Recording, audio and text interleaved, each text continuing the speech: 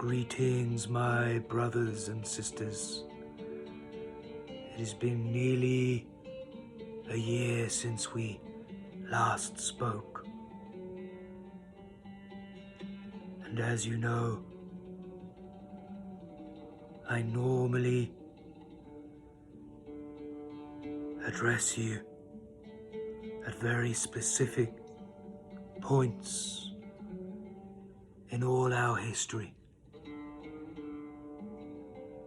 And today is the day of the sacred birth of the great king that was prophesied over 2,000 years ago.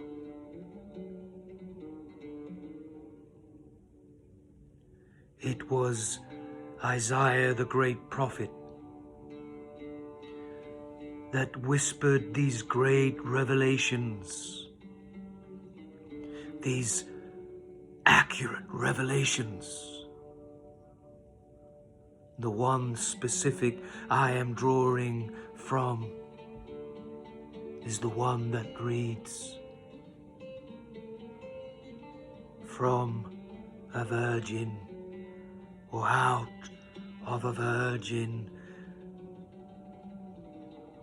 one shall conceive and bear a son, and his name shall be called Emmanuel." Emmanuel meaning God with us.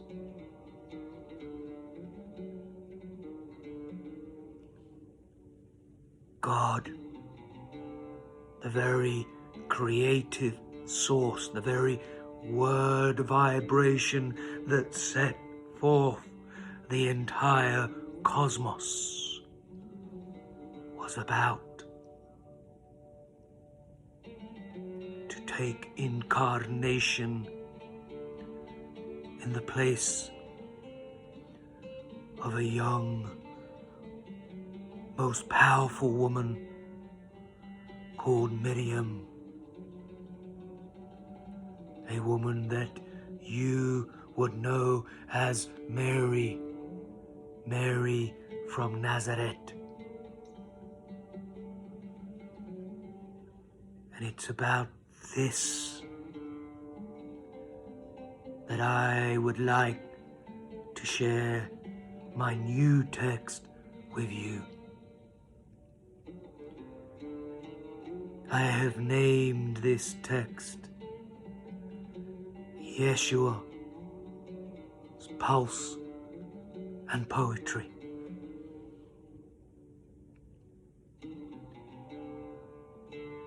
And it reads like this. Born in Bethlehem,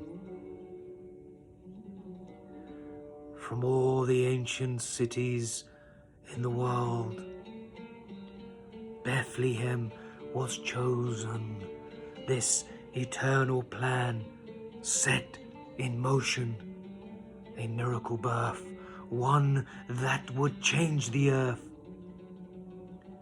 Bethlehem, a city of small stature, and one that was soon going to be a place of great rapture, a small, humble location, was going to be the birth of this marvelous prophetic revelation. Micah, the prophet Micah chapter 5 and verse 2 wrote 700 years before his coming. But you, Bethlehem Ephratah, though you are small among the clans of Judah, out of you will come for me one who will be ruler over Israel, whose origins are from of old, from ancient times.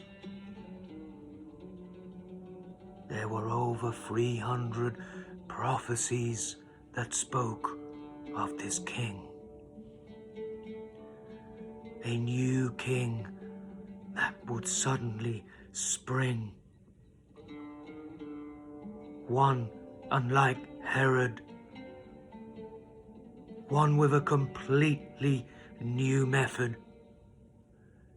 Jesus, his name.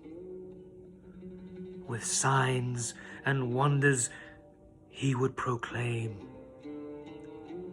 My goodness me, taking, absorbing our guilt and shame. The one without blame. Famously known throughout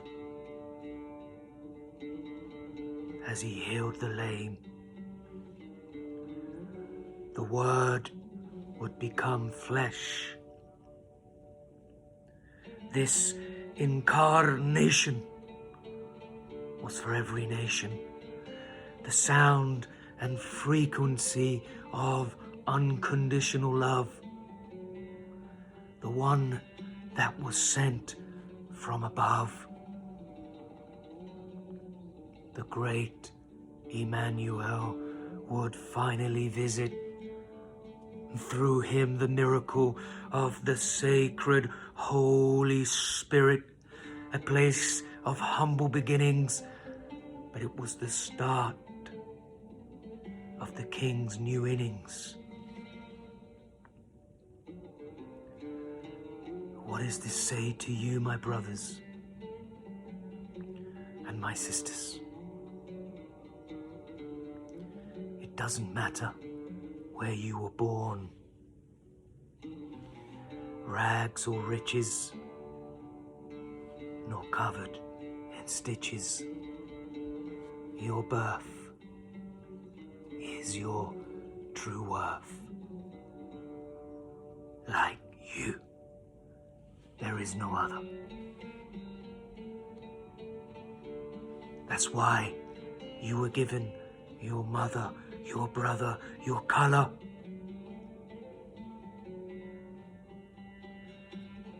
Just take a pause to reflect. Your birth is your true worth. How you were made, your grade, your shade, you should never trade.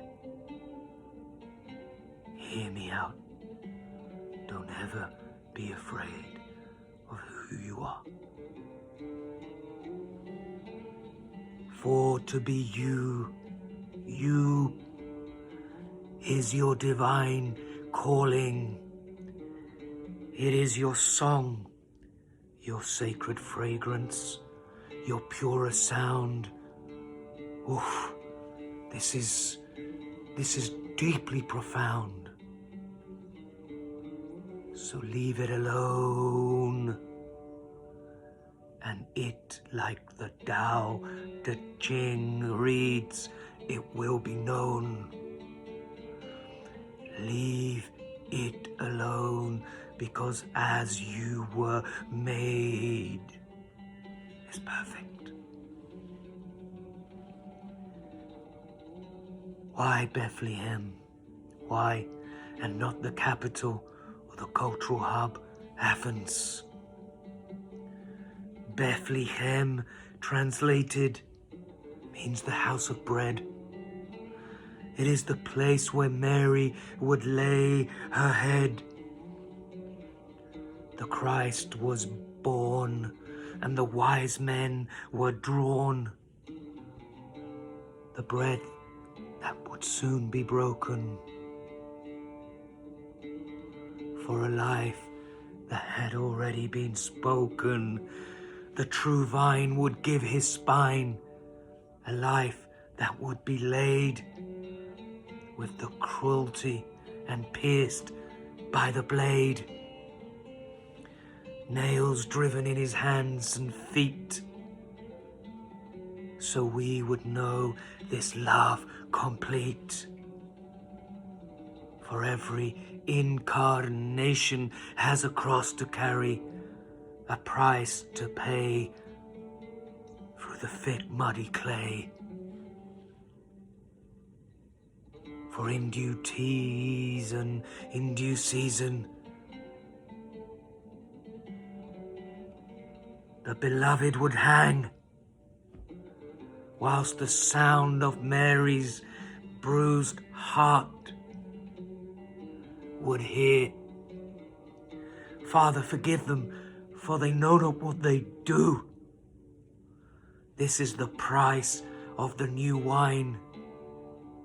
Their ignorance covered, as the Son of Man he suffered, naked, beaten and bruised, falsely accused, while others were amused. The bread that was broken, that gave life to many, he was sold also by a few pennies. As Mary's heart would shake, watching her beloved Son's body break. But both Mary and Son were called, appointed for this King. He was anointed. And you too have a life, a purpose, a calling. And it doesn't matter from where you started crawling. Your start is not your finish. Let no one diminish. So never curse your humble beginnings. This has nothing to do with your winnings. Where you start does not determine your heart. You too came with a message, exams and questions. Go find your answers, your solutions to your confusions. The message of the living one that lived was live and learn. For now, it is your turn.